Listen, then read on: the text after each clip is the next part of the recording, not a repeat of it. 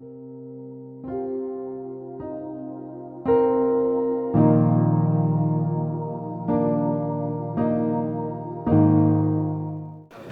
les bendiga, hermanos.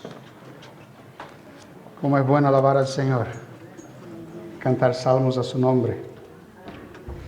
Ahora estamos cantando más salmos que nunca, ¿verdad? Gloria al Señor. Amada iglesia, quiero invitarlos a que puedas abrir tu Biblia o tu móvil. Prefiero la Biblia. Apocalipsis, capítulo 2. Cuando me toca predicar, ¿se acuerdan? Estoy haciendo la secuencia de las 7 iglesias de Asia Menor, a las cuales el Señor escribió una carta. Y estamos ahora en la tercera iglesia, empezando en el versículo 12. La iglesia de Pérgamo.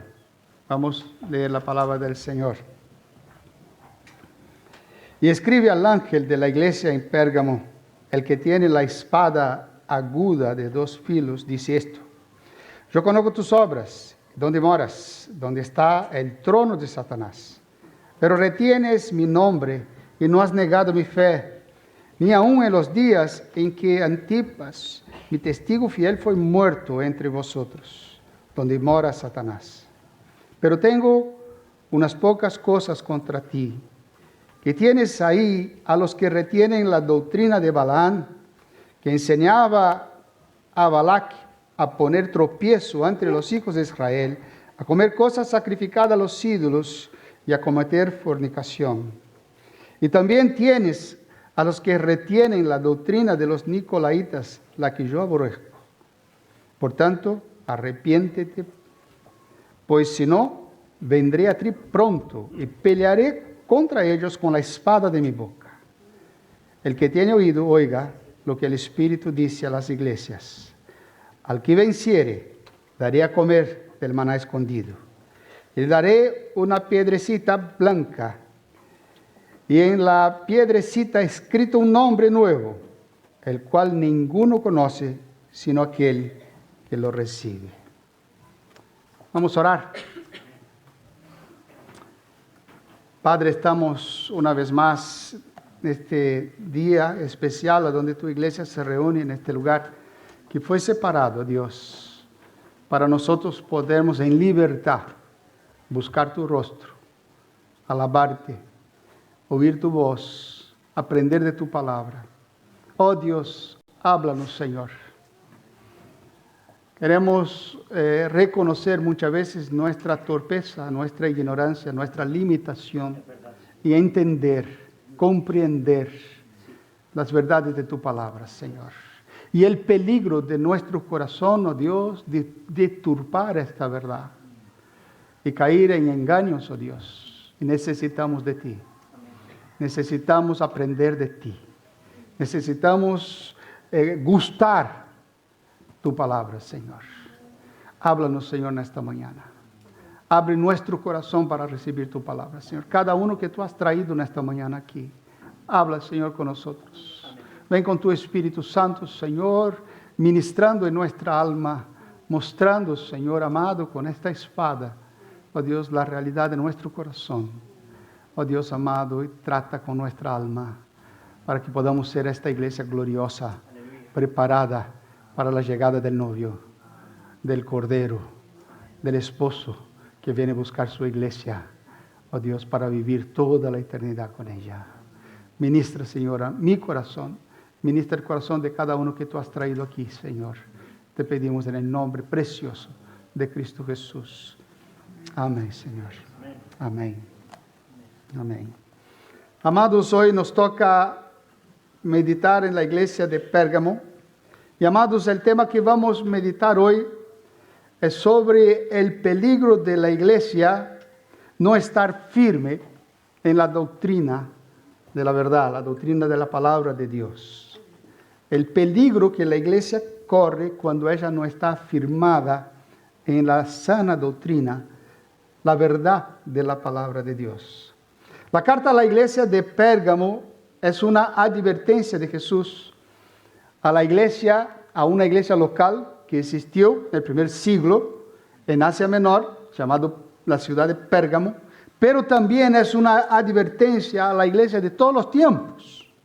Es una advertencia a la iglesia de hoy, de nuestros días, y es una advertencia a esta iglesia, a esta comunidad local que se reúne en Armilla.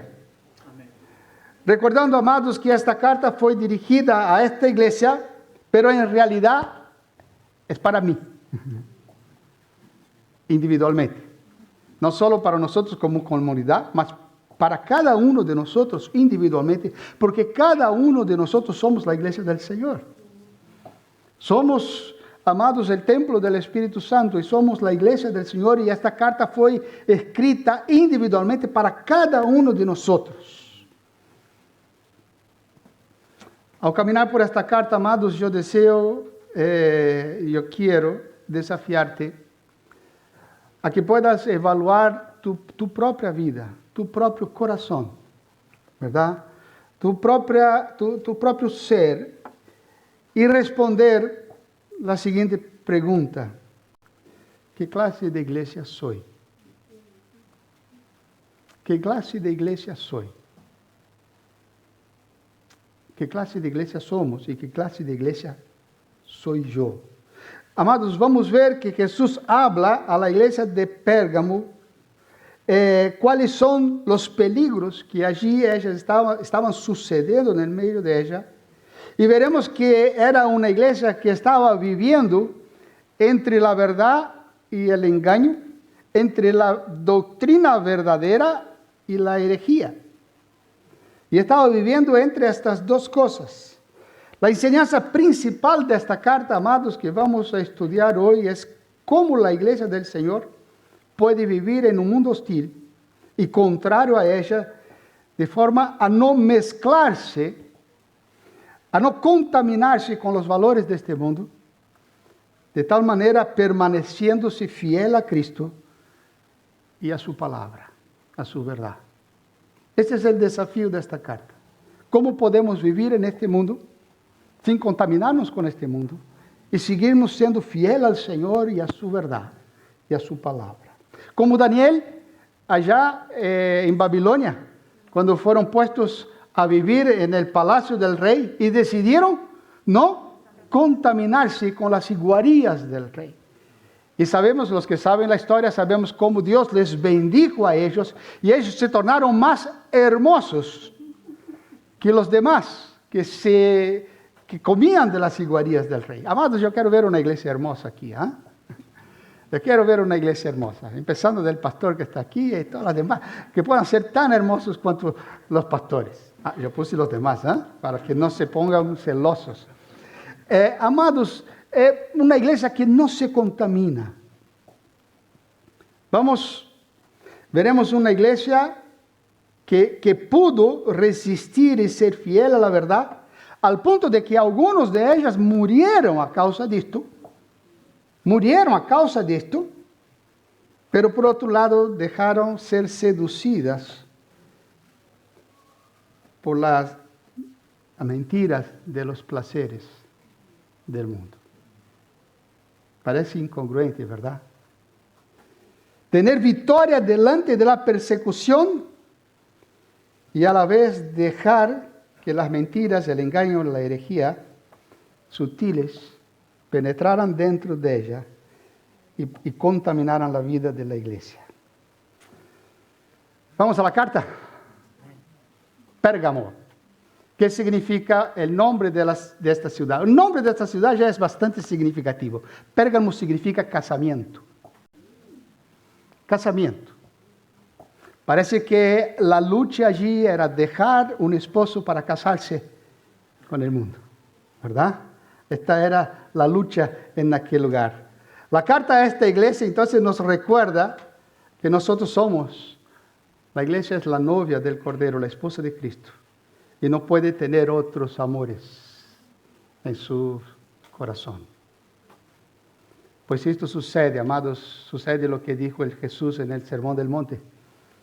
La iglesia perderá su luz, la sal dejará de salar y para nada más se aprovecha, se sirve, sino para tirarse en el camino y ser pisada por los hombres. Vamos a la carta, amados.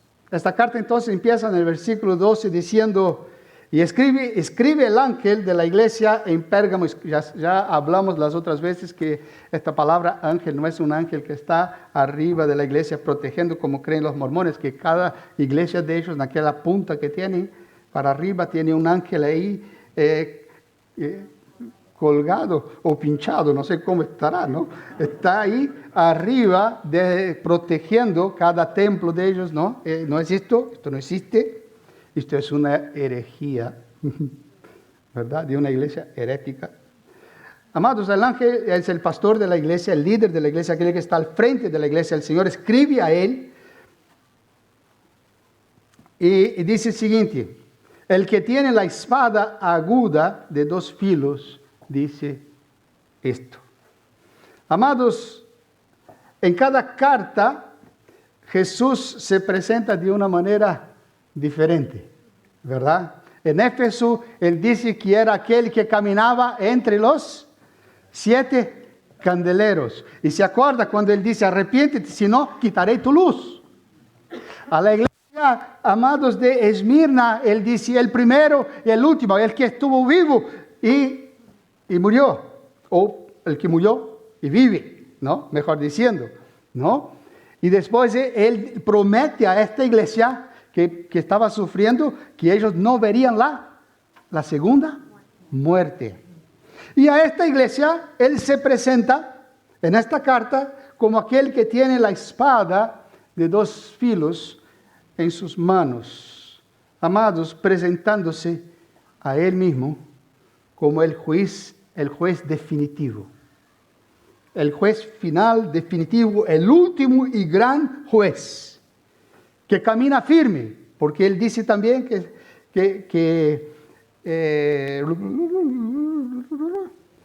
sí, exactamente, como el gran y juez que está delante de su iglesia con la espada de 2 filos en sus manos, que está firme para juzgar a su pueblo, a su iglesia. Amados, este texto nos acorda a otro texto de la palabra de Dios, ¿verdad? Hebreos 4, 12. 4, 12. Bueno, memorizar la Biblia, hermanos. Hebreos 4, 12. Porque la palabra de Dios es viva y eficaz, es más cortante que toda espada de 2 filos y penetra hasta partir el alma del espíritu, las coyunturas de los tuétanos y discernir los pensamientos de las intenciones del corazón. Amados, esta espada que viene a cortar, que viene a revelar lo que está oculto, separar lo que es de lo que no es, separar la verdad de la mentira, lo puro de lo impuro, el pecado de la santidad. Esta es la espada que él está hablando aquí. Jesús viene con esta espada, amados, como un médico coge en sus manos el bisturí y abre y ve lo que está adentro para hacer un diagnóstico más de que perfecto cuando él mira lo que está viendo en realidad. Y él no solo ve, da el diagnóstico, pero termina también dando la medicina, el tratamiento por el cual puede sanarse. Y es lo que él hace con esta carta. Y abre, revela el problema y da la medicina de este problema. Esto es, amados, una gran bendición para la iglesia. A veces nos duele cuando el Señor revela lo que está mal, Él revela el pecado, Él revela las cosas. Nos duele, es difícil, pero es su iglesia, es su novia. Y un día Él la presentará santa y pura delante de Él. Y Él va a tratar con lo que es suyo. Y va a tratar con nuestros corazones, con nuestras vidas. ¿Y qué Jesús ve cuando Él habla con esta iglesia? ¿Qué es lo que Él ve? Con la espada en sus manos, versículo 13. Yo conozco tus obras. ¿Y dónde moras? ¿Dónde está el trono de Satanás? Pero retienes mi nombre y no has negado mi fe. Ni aun en los días en que Antipas, mi testigo fiel, fue muerto entre vosotros, donde mora Satanás. Es interesante, amados, que en la iglesia de Éfeso, él dice, yo conozco tus obras, tu duro trabajo. ¿Se acuerdan? Trabajan bien, trabajan duro. En la iglesia de Esmirna, él dice, yo conozco tus sufrimientos, tus tribulaciones, ¿no? Que piensas que es pobre, pero tú eres rica, ¿no? Él habla que él conoce las luchas que ellos estaban viviendo. Y aquí, amados, el Señor está diciendo a esta iglesia, yo conozco dónde vives. Yo conozco dónde vives. Yo conozco a dónde habitas. Y él llama la habitación de esta iglesia, ¿de qué? Morada de Satanás. ¿Dónde está su trono? Él dice que allí está el trono de Satanás. Jesús conoce, amados, el entorno de nuestra morada. Jesús conoce el entorno de nuestra casa, de nuestra ciudad, de nuestra nación, de nuestra vida. Ve qué sucede en nuestro alrededor. Esto es lo que él está diciendo aquí. Yo conozco. Yo no desconozco la situación y el entorno por la cual están viviendo. Amados, vamos a conocer un poco el entorno de esta ciudad de Pérgamo para poder entender lo que Jesús estaba hablando en aquel momento, aquella iglesia específica de aquel primer siglo. Amados, el pasado de la ciudad de Pérgamo fue un pasado glorioso. Ella fue capital de Asia Menor por 400 años. 400 años fue la capital de Asia Menor. Fue conocida como la más hermosa ciudad de Asia. En el año 160 a.C., ella fue entregada por su gobernador o su rey o su emperador. Ella fue entregada a Roma en testamento. Fue un gran centro cultural, más que las demás ciudades de Asia. En ella existió la segunda mayor biblioteca del mundo antiguo. La mayor biblioteca era la biblioteca de Alejandría. Muchos saben de esto. Los que vieron la película Ágora. ¿Se acuerdan de esto? Porque estaba la historia de esta biblioteca. La segunda mayor biblioteca del mundo antiguo estaba en Pérgamo. Tanto es que ellos deseaban tener la primera biblioteca más grande que la biblioteca de Alejandría. Entonces trajeron de Alejandría el que dirigía la biblioteca de Alejandría a Pérgamo. Y cuando los egipcios se enteraron de eso, se enfadaron y prohibieron la venta de de papiro a Pérgamo, para que ellos no pudieran tener una biblioteca mejor que la de ellos. Entonces los de Pérgamo empezaron a tratar el cuero, afinar el cuero a tal punto que pudieran escribir en el cuero y no necesitaban el papiro que viene de una planta del Nilo. Ellos escribían en el cuero y ahí nació el pergamino. El pergamino nació en Pérgamo. ¿Sí? ¿Viste? No solo aprendemos cultura general aquí también, ¿verdad? Entonces, amados, esto era la ciudad de Pérgamo. Pero Pérgamo era una ciudad pagana, con muchos templos de muchos dioses. En Pérgamo, amados, había el templo de Atenas, la diosa de la sabiduría. Dionisio, el dios del vino, de las fiestas, de las orgías. El gran templo de Zeus. Zeus era el dios de los dioses, el más grande dios griego. Había un panteón del dios Zeus ahí, que era considerada una de las 7 maravillas del mundo antiguo. Ahí también había y adoraban al dios de la sanidad, Escolapios. Era ahí en Pérgamo. El símbolo de ellos es el símbolo de la medicina hasta hoy, una serpiente. Esta serpiente era el símbolo del dios griego Escolapios, del dios de la sanidad. Había muchos sacerdotes médicos. En Pérgamo ellos mezclaban la ciencia con el misticismo. Estas dos cosas se unían. Y este dios serpiente era también llamado el dios sanador. En Pérgamo fue a donde se edificó el primer templo al dios hombre, a César, al emperador romano, que fue adorado como un dios. Entonces, amados, podemos entender que allí en Pérgamo adoraban de todo.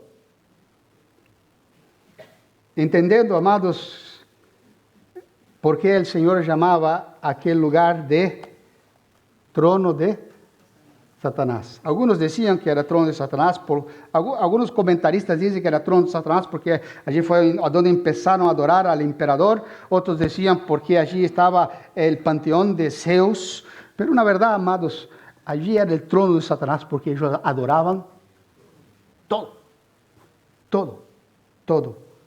El trono de Satanás, amados, no es un lugar específico, sino un sistema de valores que gobernaban aquella ciudad. Allí se adoraba el hombre, se adoraba la creación, se adoraba de todo. Había opresión sobre aquella ciudad. Amados, hoy no es diferente. Hoy no es diferente. No. El sistema de valores, amados, que dirige nuestra sociedad, también podemos llamar de trono de Satanás. De la misma manera. No hay ninguna diferencia. La iglesia de nuestros tiempos está bajo ataque.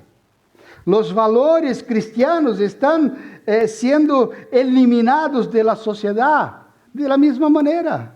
No está habiendo diferencia, ¿no? Hoy en la escuela dominical, la historia de la iglesia, hablaban de los niños recién nacidos que eran muertos, ¿no? Infanticidio. Estaba hablando nuestro gran profesor ahí, Javi, ¿no? Estaba hablando de esto. Amados, hoy no hay diferencia. El aborto, la homosexualidad, las drogas, la depravación sexual, el secularismo, el relativismo que está matando la verdad. Hoy vivimos, amados, un sistema de valores totalmente lejos de Dios, el humanismo y el misticismo hoy en día. Nada más es que el trono de Satanás. El trono de Satanás. Podemos decir, amados, que un sistema religioso, un sistema humanista, ateo, que lleva de una forma o de otra el hombre a apartarse de Dios, poniendo él mismo o cualquier otra cosa creada por Dios en el lugar de Dios, es el trono de Satanás. Entonces el trono de Satanás hoy puede estar en muchos lugares. Están en los gobiernos. Están en las universidades. Están en las escuelas. Están en los templos religiosos. Están en la casa de mucha gente. Y están en la mente y el corazón de muchas personas. A donde estos sistemas de valores están reinando. Ahí es el trono de Satanás.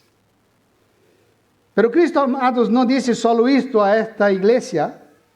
Él va más allá y nos habla sobre también las tentaciones que esta iglesia enfrenta. Entramos en el versículo 13, él dice, yo conozco tus obras. ¿Y dónde moras? ¿Dónde está el trono de Satanás?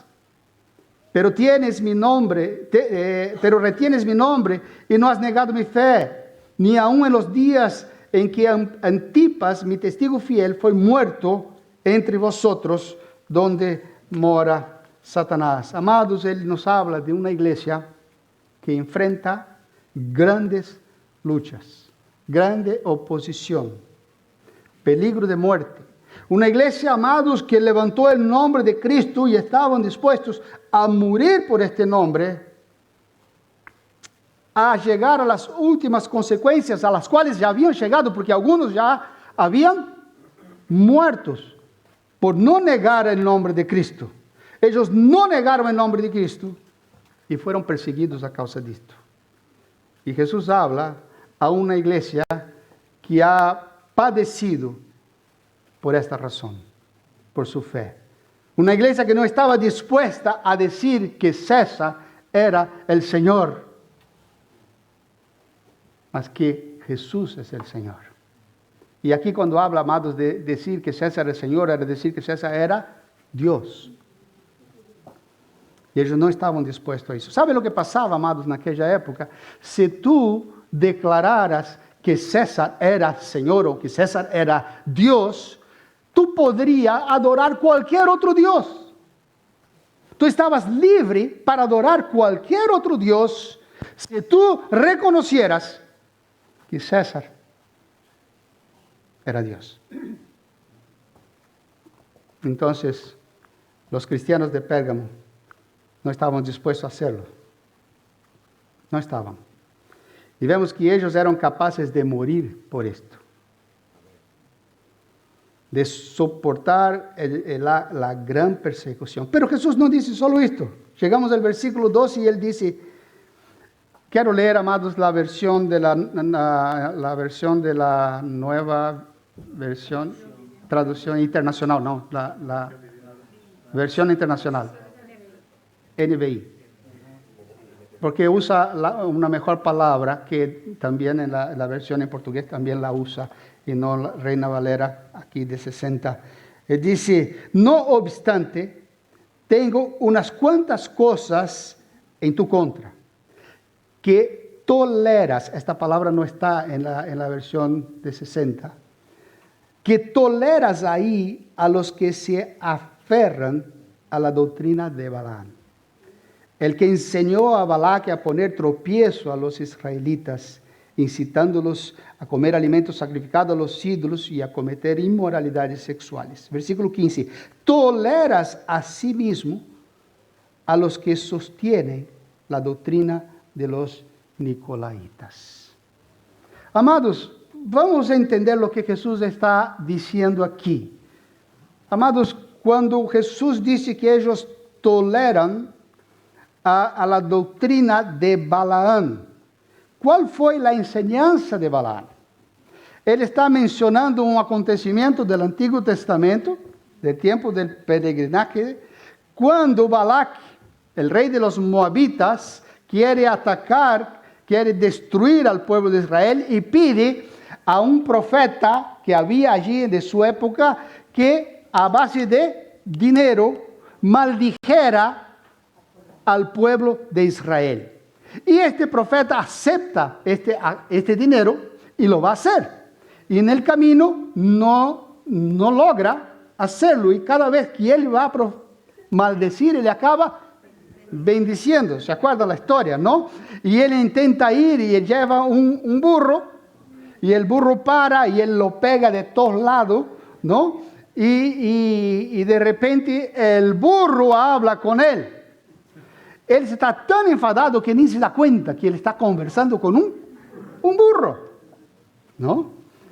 Y entonces él se da cuenta que Dios no va a permitir que él maldijera a su pueblo.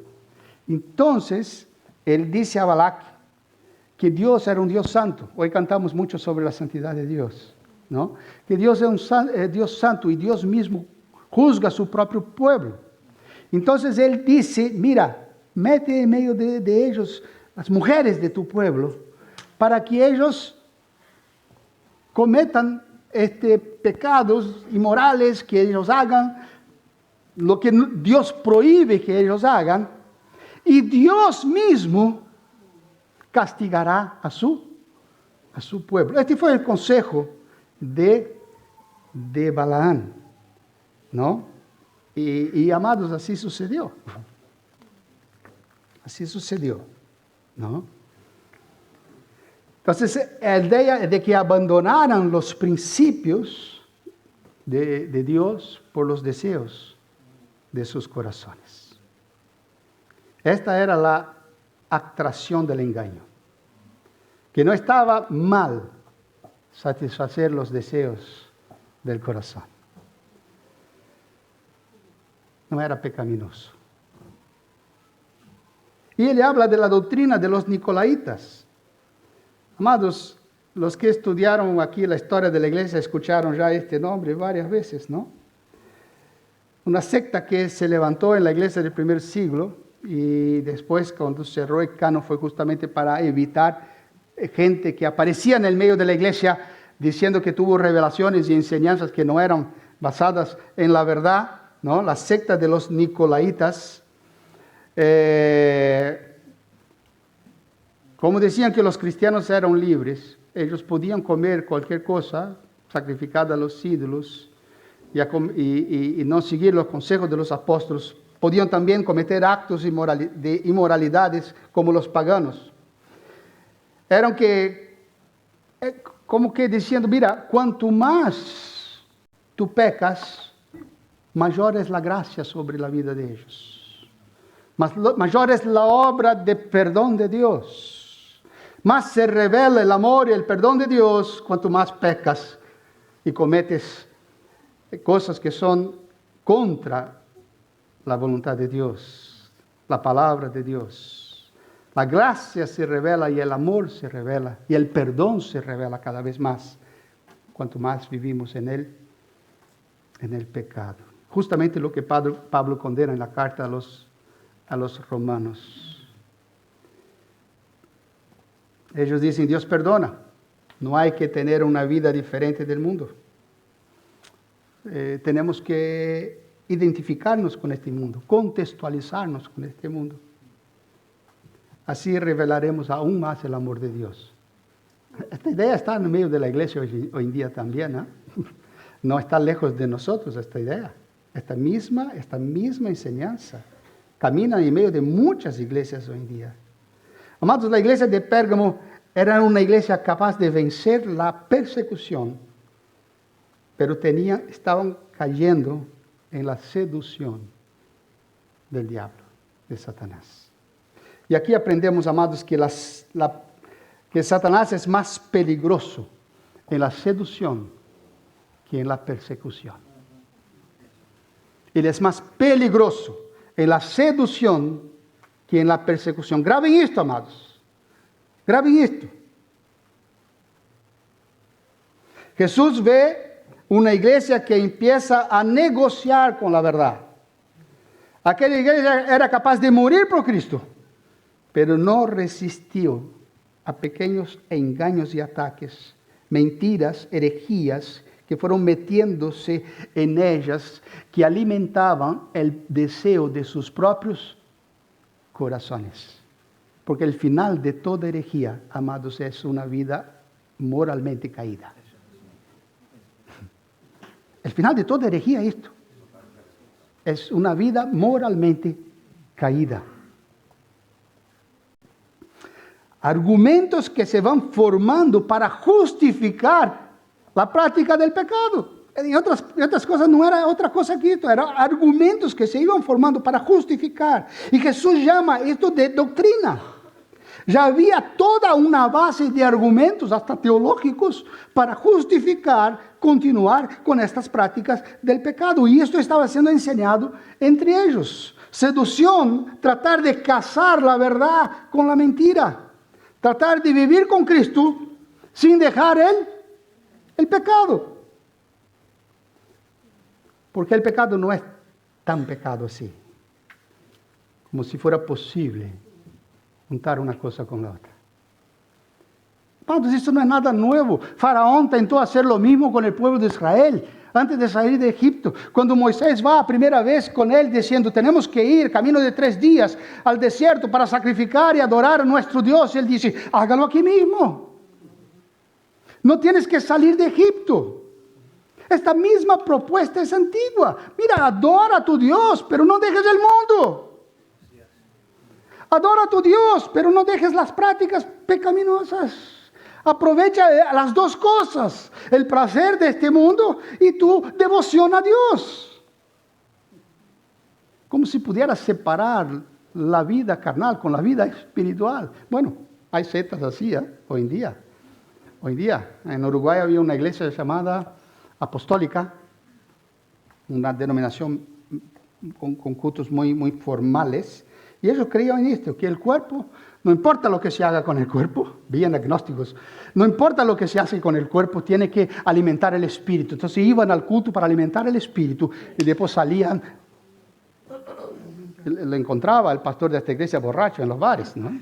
Porque el cuerpo no importa, lo que salva es el espíritu.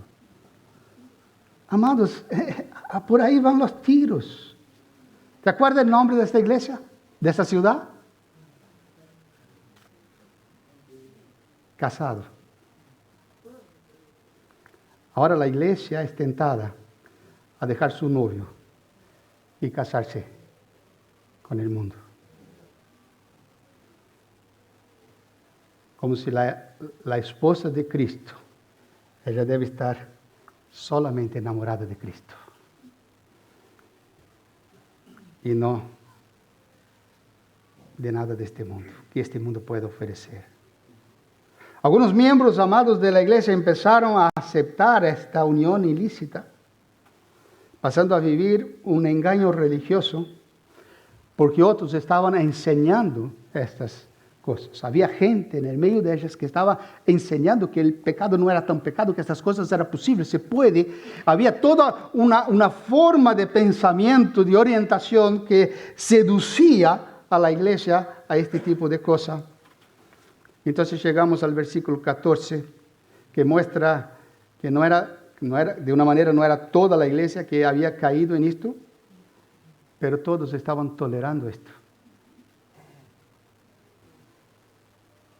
Tolerando este engaño. Amados, hoy en día no es diferente.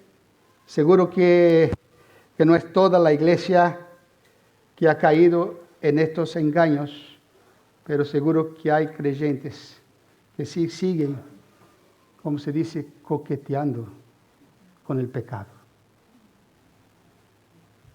Coqueteando con el pecado. Y otros enseñando a coquetear con el pecado.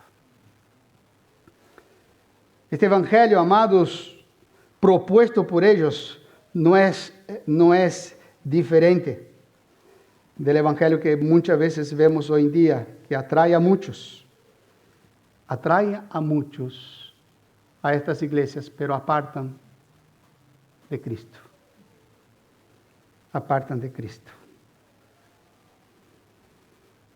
Están enseñando un evangelio fácil, un evangelio sin cruz, sin compromiso, sin necesidad de tomar a cruz y seguir a Cristo. Sin obediencia, como escuchamos hoy en el tiempo de confesión.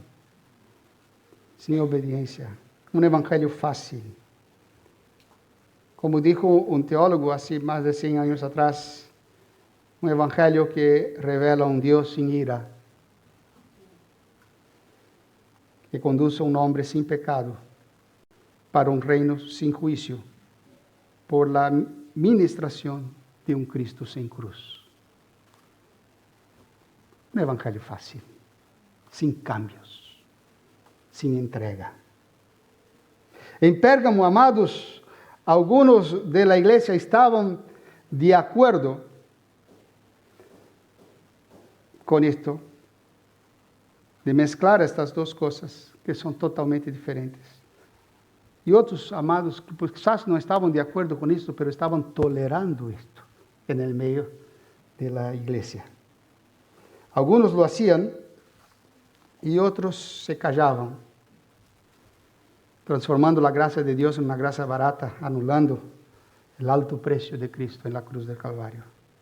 Amados, la verdad es que los hermanos que empiezan a coquetear con el pecado se olvidan que Dios odia el pecado, que Dios es santo, que su naturaleza es santa, que Él es santo y quiere una novia santa. santa y separada por Él, para Él, de toda clase de pecado. Entonces Jesús viene y juzga su iglesia, versículo 12. Que Él dice, versículo 16, dice así: por tanto, arrepiéntete, pues si no, vendré a ti pronto y pelearé contra ellos con la espada de mi boca. ¿Se acuerda? Él comienza la carta diciendo, el que tiene en sus manos la espada. Y ahora Él dice, arrepiéntete, si no vendré con esta espada, con la espada de mi boca. La espada de dos filos, la espada que separa la verdad de la mentira, que trae claridad a lo que está oculto, definición y verdad a las mentiras. Esta espada aquí, amados, no es el Evangelio, sino el juicio del gran juicio, Señor, que viene sobre aquellos que viven en el error, en el pecado, que dicen ser lo que no son. Esta espada, amados, que viene a revelar lo que está oculto, la misma espada de su boca, que es su palabra, que viene a destruir el enemigo. Y nosotros vemos, amados, si tú sigues leyendo el libro de Apocalipsis, es con esta misma espada de su boca que Él viene a matar al anticristo. Esta es la espada de su boca, que Él viene a revelar la verdad de su iglesia. Y Él trae una palabra a esta iglesia. Él llama a esta iglesia a arrepentirse. Y hoy escuchamos en el momento de confesión lo que significa arrepentirse. Reconocer, dolerse por el error. 3 cosas. ¿Se acuerdan? A veces se acuerdan. Sentir dolor por el pecado, confesarlo y dejarlo. Esto es lo que Él está llamando a su iglesia. Aquellos que están viviendo en el engaño doctrinario, en las enseñanzas erradas, que están practicando inmoralidades, amados, arrepiéntete. Una oportunidad de arrepentirse, de volver a la verdad, de dejar de coquetear con el pecado, de dejar de justificar el pecado. Pero, amados, Él llama a toda la iglesia a arrepentirse. ¿Por qué todos son llamados a arrepentirse si solo algunos lo estaban haciendo? ¿Te acuerdas, amados, la iglesia de Éfeso? Ella también sufrió la misma tentación de los nicolaitas. Las mismas ideas entraron en la iglesia de Éfeso. Y se acuerda lo que el Señor dice a la iglesia de Éfeso: mira, tengo a su favor que vosotros también están contra la obra de los nicolaitas. Ustedes lo probaron y vieron que eran mentirosos. Y Jesús les alaba por esto. Pero Jesús no alaba a la iglesia de Pérgamo, porque ellos no pusieron a prueba los que enseñaban estas cosas. Al revés,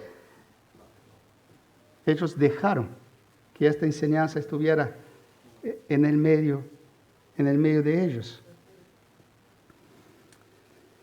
Y aquí nos sucedió exactamente esto. La tolerancia, amados, por el pecado, ella es tan maligna cuanto el pecado. La tolerancia, amados, te lleva a ser copartícipe del pecado ajeno. Algunos pecaban y los demás se callaban. Muchas veces en el nombre de un falso amor nos callamos al ver el pecado del otro y no corregir, a escuchar una enseñanza que no está correcta y no corregir, a ver una actitud que no es correcta y no corregir. Jesús dice a la iglesia que si ella no corrige, no se arrepiente, corrige su pecado, no disciplina el error, no aparta lo que está mal, Él vendrá con la espada de su boca. Y digo más, amados, la disciplina del Señor es más dura que la disciplina de la iglesia. Pero gracias a Dios que la carta no termina ahí, ¿verdad?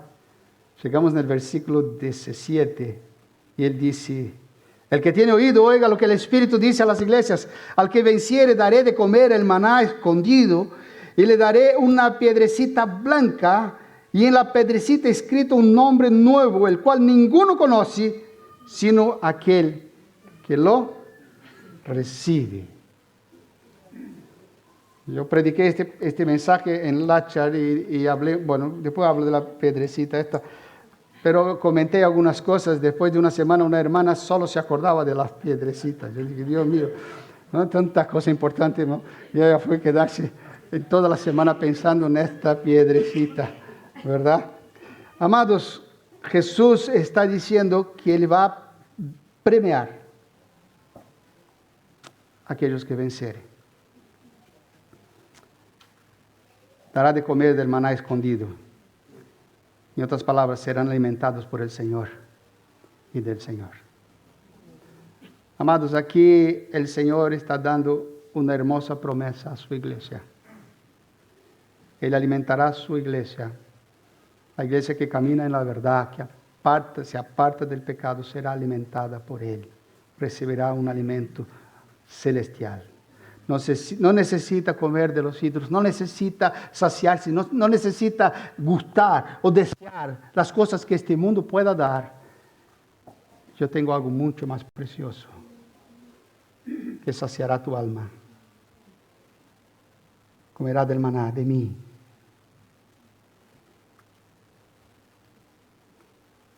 Aquel que abandona el pecado será saciado por Cristo.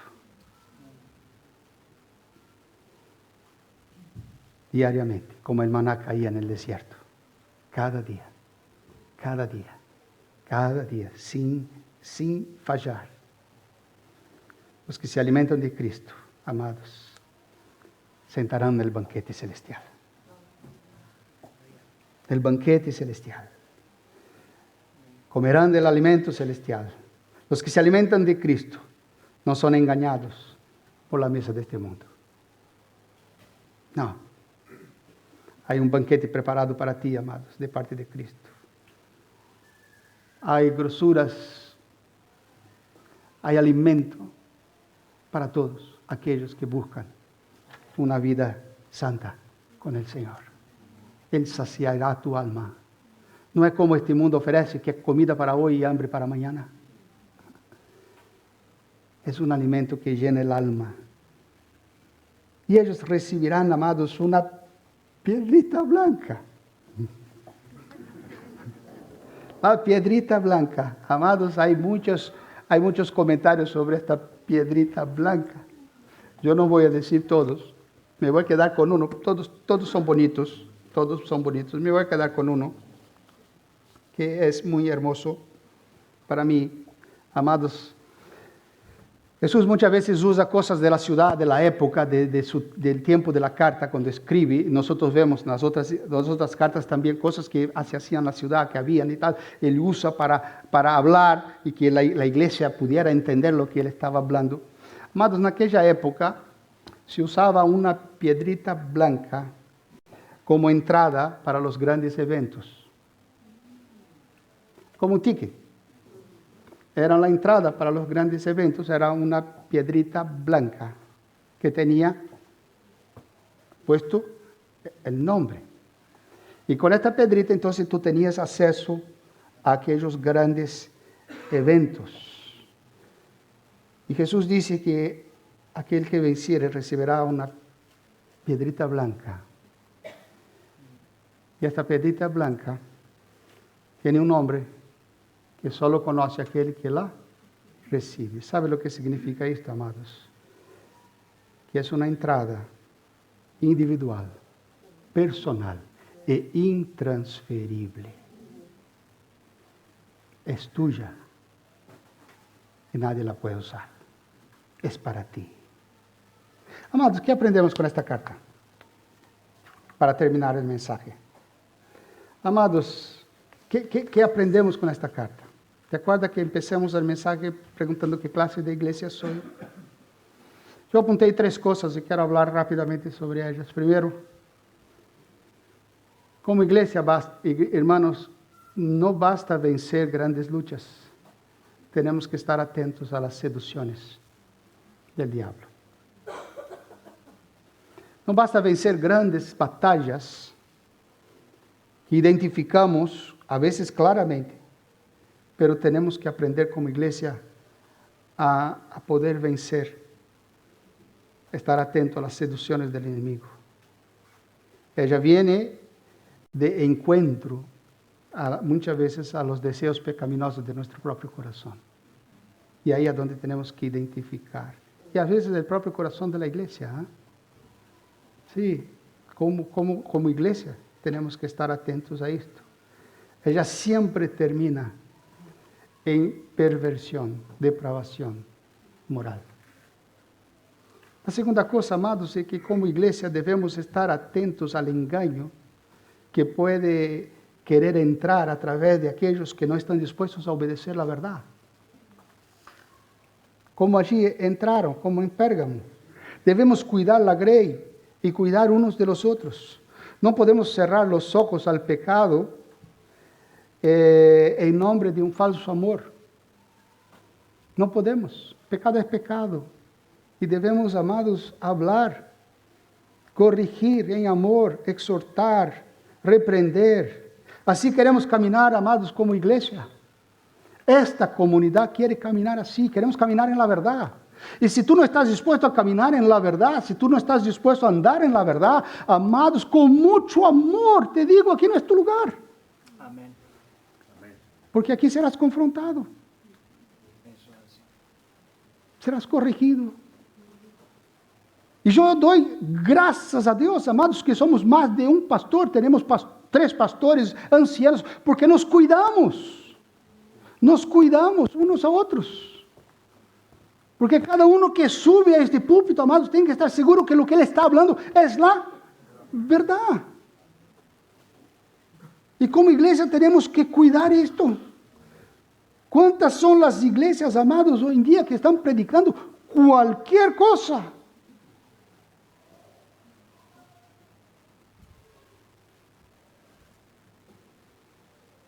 Tenemos que cuidarnos, cuidar unos de los otros. Y cuando escuchamos a un hermano o una hermana decir cualquier cosa que no es correcto según las Escrituras, debemos llamar a este hermano y decir, mira hermano, esto no es cierto. La Biblia no nos enseña esto.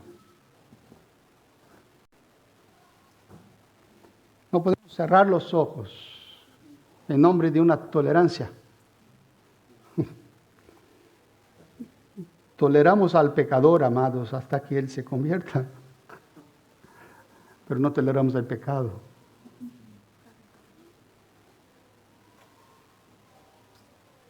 Y última cosa, amados, esta carta nos exhorta a evaluar nuestro propio corazón. A veces vencemos grandes batallas y no cuidamos pequeñas zorras que echan a perder la viña. Sí. No solo no cuidamos, sino muchas veces justificamos la existencia de ellas para seguir actuando de la misma manera. A veces, amados, hay algunas expresiones de pecado que ya están habitando en nuestro corazón há demasiado tiempo. Há demasiado tiempo. Algunas expresiones de pecado que ya tienen morada en nuestro corazón, que parece que ya tienen hasta un trono ahí. Sí, nos entristecemos, confesamos, pero no cambiamos. Y muchas veces, no solo esto, pasamos a justificar esto. Y cuando empezamos a justificar esto, amados, es nuestra propia doctrina. Hacemos de nuestro pecado una doctrina, una enseñanza, algo que nos da como que derecho de seguir con este pecado en nuestro corazón. No seguimos a la doctrina de Balaam, ni tampoco la de los nicolaitas, pero seguimos nuestras propias doctrinas de pecado, nuestras propias enseñanzas, o nuestra propia, nuestra propia forma de estar justificando nuestro pecado. Somos impacientes, groseros, egoístas. cultivamos pecados ocultos en nuestro corazón y los justificamos a decir que todos lo hacen, que es parte de mi familia, de mi cultura, de mi formación, de mi entorno, es consecuencia de mi pasado. Somos radicales con respecto a grandes expresiones de pecado, pero coqueteamos con los otros que Dios aborrece de la misma manera.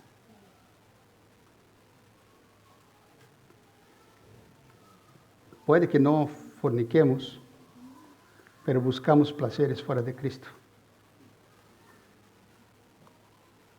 para en verdad satisfacer nuestra alma.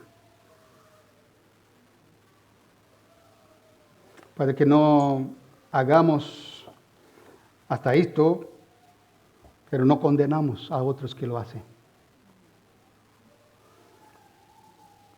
El mundo sutilmente quiere llevar a ti y a mí a unirnos en matrimonio con Él, a un yugo desigual. Pero no. La iglesia es del Señor, es la novia de Cristo, y la única unión posible es con Él. Y no podemos, amados, apagar esta luz, quitar la sal, porque nuestro testimonio será sin sabor. Esto robará nuestro gozo, nuestra paz, el descanso de nuestra alma.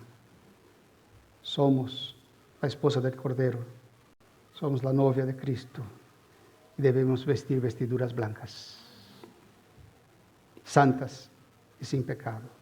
¿Te acuerdas del libro de Cantares? Yo soy de mi amado y mi amado es mío. Amados, cuando encontramos en Él nuestro mayor placer, es fácil de identificar el pecado en nuestro corazón.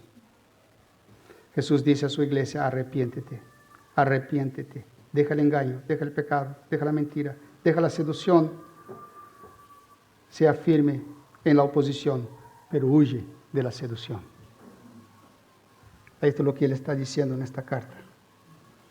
El Señor te invita a ti y a mí a sentar en su mesa. Y hoy tenemos la mesa del Señor. A sentar en su mesa, a disfrutar de Él, llamándonos al arrepentimiento. Llamándonos al arrepentimiento. Qué gran privilegio, amados, el cuidado de Dios para con nuestras vidas. ¿Verdad? Yo no sé lo que el Señor habló contigo en esta mañana, pero el llamado de Dios en esta carta es muy claro. Es muy claro. Arrepiéntete. Arrepiéntete. Quizás todos nosotros tenemos cosas en las cuales debemos abandonar en nuestro corazón. Conductas y cosas que siguen ahí. Siguen ahí. Pecados recurrentes. Y el Señor nos está diciendo: arrepiéntete. Hoy he venido con la espada. He revelado tu corazón. He revelado, amados, lo que yo como pastor no lo sé, pero el gran pastor sabe. Él conoce, Él ve nuestro corazón y Él está diciendo: quita esto de tu vida. Quita esta mentira de tu alma. Quita esta mentira de tu alma. Vamos a orar.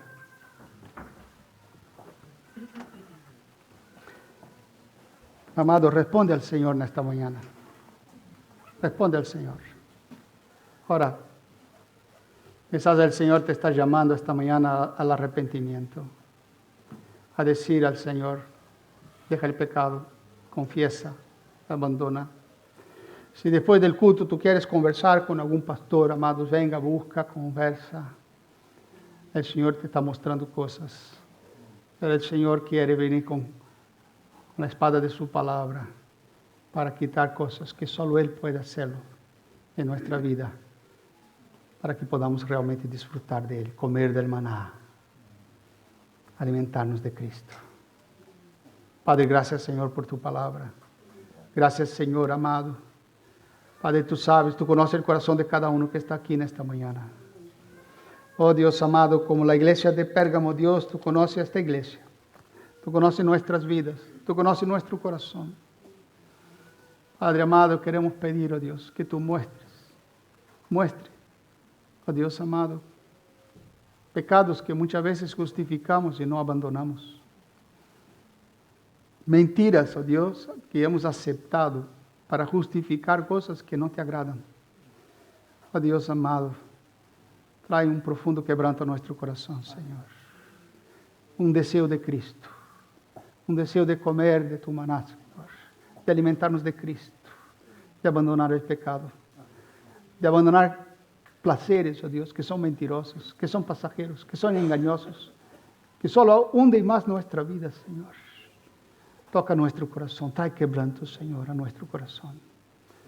Deseo de transformación, de santidad. Oh Dios, visita tu iglesia en esta mañana, Señor. Cada uno que tú has traído aquí, Padre. Ven con tu Espíritu en esta hora sobre tu pueblo, Señor. Y trae, Señor, este quebranto, esta confesión, este arrepentimiento, este deseo de cambiar. Y háganos cambiar, Señor, en verdad. Te pedimos en el nombre de Jesús. Amén.